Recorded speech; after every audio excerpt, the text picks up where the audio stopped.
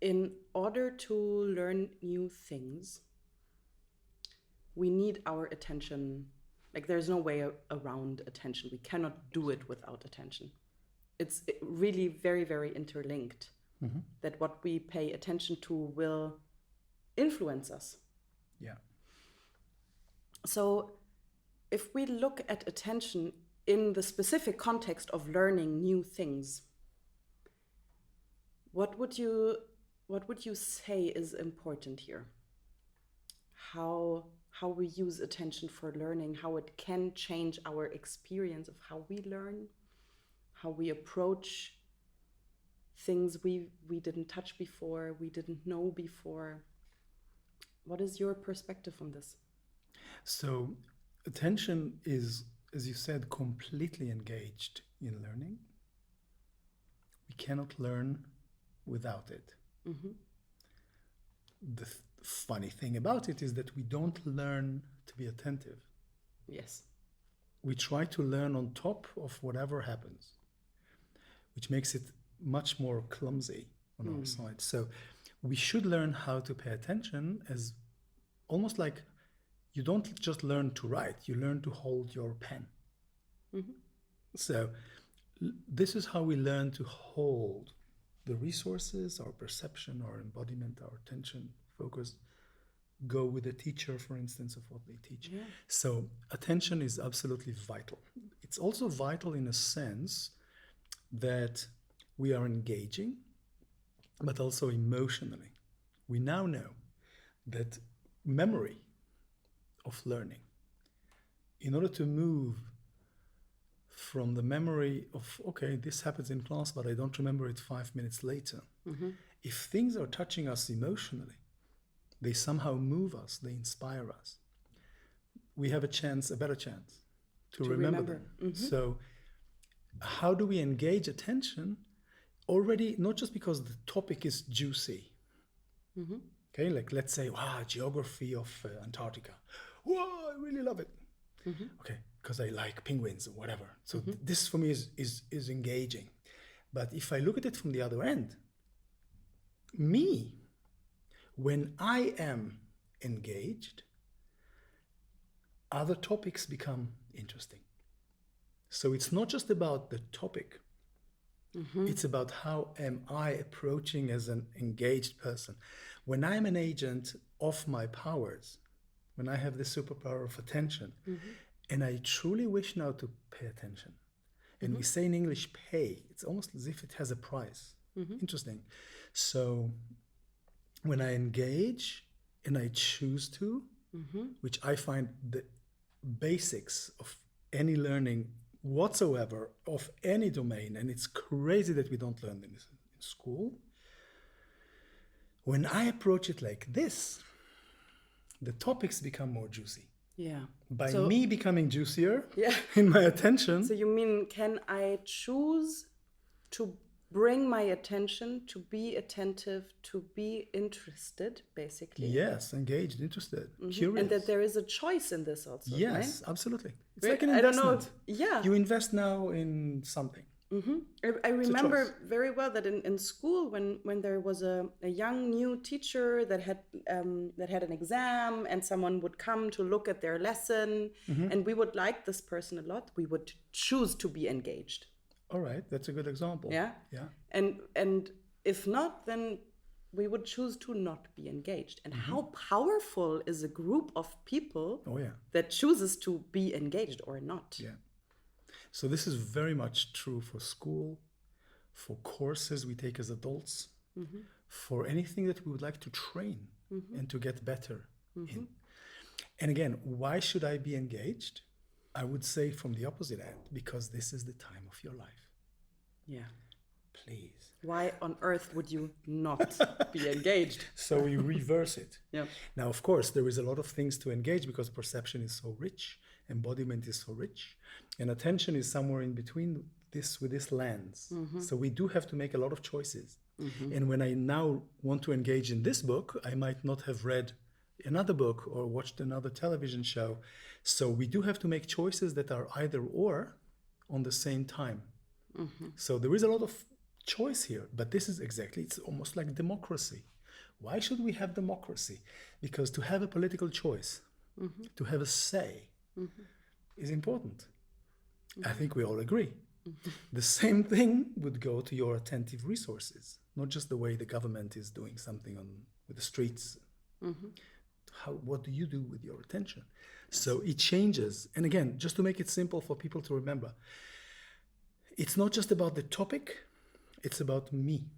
When I learn to be attentive, I change the agent, I change the learner, I change the knower. And it's not just about the knowledge that's supposed to have a grip on my attention. Come into my head. Yes. And this is particularly powerful with attention and with embodiment, because those are things we learn that we are also in our being. It's not just stuff we learn. It's not just knowledge. And the knowledge has to be tapped in a very specific way that starts to touch who you are in your being and enhance it. So when we breathe, when we train, when we do something with the body, I enhance the body experience. All my resources come up. This is why it's so important. So to bring the embodiment on board, to bring attention on board, has to be part of training, practice, being it, becoming it. Yes. Otherwise, there is the other problem is that we go to theory. So we have a theory about the body rather than a practice becoming the body. We have a theory about attention rather than learning to be attentive. And here again, our culture, our civilization went slightly off course to a place that the more I want to learn about something, the further away I am there. You want to learn about the body. Okay, so let's fix your body. Let's learn about medicine. Let's learn about psychiatry. Let's learn about disease, the pathology, physiology, theory. In the end, you don't do anything with your body. So it's a lot about the body. Factually, it can also be right. It can also be good.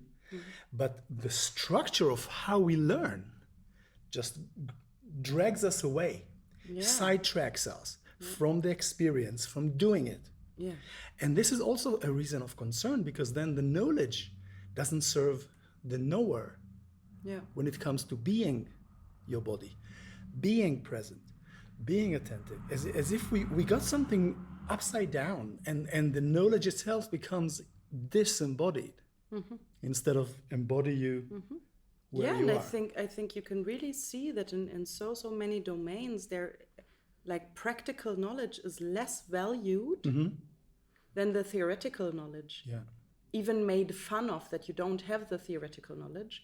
And I think that we as a society here are starting to observe that this is becoming a huge problem. And we don't yet know the way out, because the images in philosophy of science, what I was studying before I was starting to work with the body, there is a concept about the value of knowledge, not just what knowledge says, but how do we judge the value of what knowledge says. So there are good knowledges and bad knowledges. There is astronomy, astrology, this is science, this is not. So the question, when you take it like this, is the image of knowledge. If the embodied image and the image of attention, nowadays, thanks God, with meditation and yoga and Qigong and others, we start to have more respect. Alternative medicine, complementary medicine, it starts to have more respect. People can understand and work with it. It's already a good step. But the image is still that theory is important.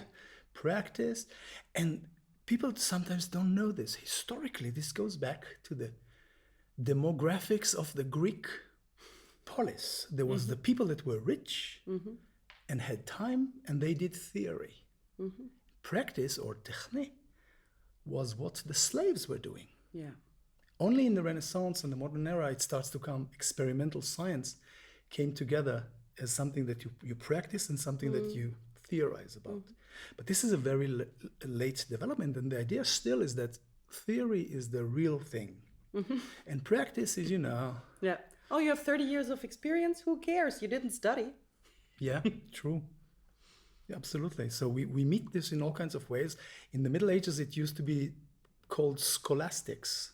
And scholastics meant that those people sit in the ivory tower, philosophize or theorize or work with theology about all kinds of very interesting things. Deciding women were not really people, for example. One of the good theories they came up with. And totally divorced from nature, and still divorced from the body, still divorced from how we are attentive now. Yeah. So there is a huge transformation that I would expect in the coming generations. If we are to survive as a species, we should expect a huge transformation in the value of knowledge and how we look at the knower, which is the little me, and how do we look at the interaction with knowledge, and how do I start to work in between these two. And without attention, back to the beginning, no chance of this to work. Without embodiment, no chance of this to work. Every time we will try to know, we will get more further away from what we try to know. It's a tantalic frustration. It's very, very difficult to handle because you constantly, you know more and more about less and less, and you are less and less there. Very, very difficult challenge. And there is something that just has to change in the way we perceive knowledge, and something has to change in the way we perceive ourselves as knowers. And it's not that I have all the answers, of course. We are all scratching the surface and trying to work in different ways with it. But this has to be something we debate on. Yes, I wholeheartedly agree. Good, so we can get there. We will get there. So touching those things, we are going to look at the workshop as well. Yes, and do, because now we're also talking and think, Yes. but it's so lovely. But it's juicy subjects. Yes, very juicy. And we will get very practical about it.